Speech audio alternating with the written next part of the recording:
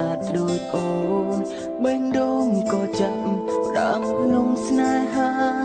បានជួបតែដងបេះដូងហូរចិត្តដកមិនរួ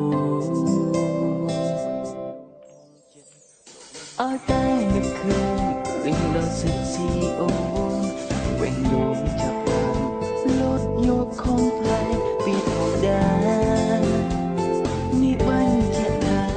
អូនទេដាគ្រប់ពេលដែលបងបានជួបអូននៅក្នុងបេះដូងចង់ប្រាប់ពីការពិតថាក្នុងចិត្តអូនពិតជាចាំបេះ